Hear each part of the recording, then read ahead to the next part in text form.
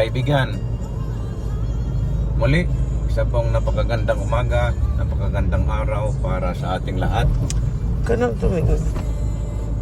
Naniniwala ba kayo sa anting-anting? Look. They believe in amulet, anting-anting. May kasabihan dyan eh. May mga taong papunta pa lang doon, meron nang pabalik. I've been there. Believe it or else. Yes, merong anting-anting. Naniniwala kayo? Anting-anting give you good fortune, good charm. Hindi yon bad karma, good charm. Nakakagabay sa buhay. Swerte, nakakaginhawa. Yan. Yan ang anting-anting. Yan. Agree? Parang ayaw nyo maniwala eh. Ito na. Para nyong malaman, merong anting-anting. Yan. Parang sa mathematics yan eh. Alam niyo ba yung 1 plus 1 equals 2? It can never be 3, it can never be 4 or otherwise. Hindi na yan mababago. It's an exact science. Gaya ng mathematics. Ganon din yung anting-anting. If you want to know the dynamics on having an anting-anting, it's like this. Yeah. Alam nyo ba na isang napakagandang gawain sa isang buhay ay ang pagbalik tanaw? Sabi ni Jose Rizal, ang hindi marunong lumingon sa pinanggalingan ay hindi makararating sa paroroonan. Yan. That is one of good virtues. Yan. Good conduct. That anyone can do it. Yan. Yan. Balik tanaw ka.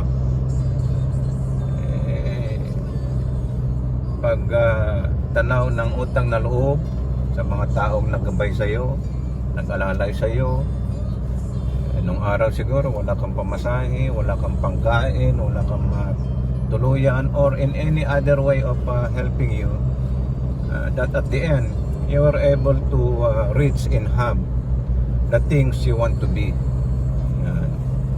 And ang pagbalik tanaw sa mga ito ay isang napakagandang gawain sa isang buhay.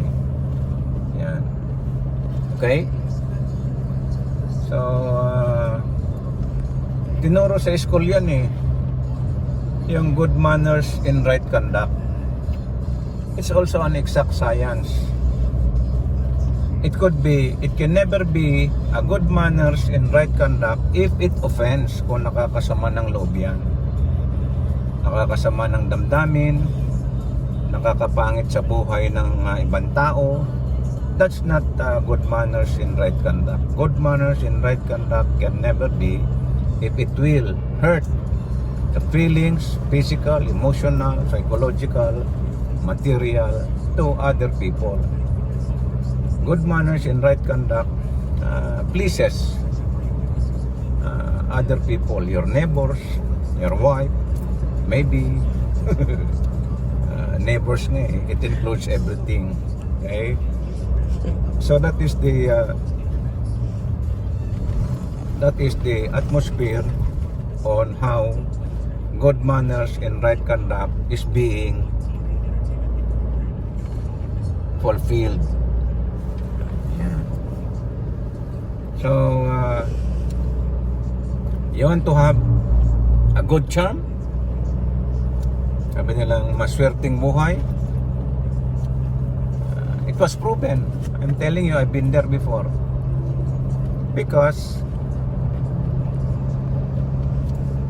what you reap is what you earn. Kung ano yung tinanim, yun ang aanihin. In short, hindi ko napapain. Yan ang bisa, yan ang anting-anting na napakabisa. You want to have a good life, you want to have a good luck, everything, Remember, I handle a people, a company of people in combat zone. Yan. I use this kind of anting-anting and I return them back to their family alive. Of course, the mission has been accomplished and nobody were harmed. Nobody were harmed. So, that is just one of the manifestation of an anting-anting by using the GMRC or the good manners and right conduct as your main amulet or anting-anting. Ewan ko kung nakuha niyo yun.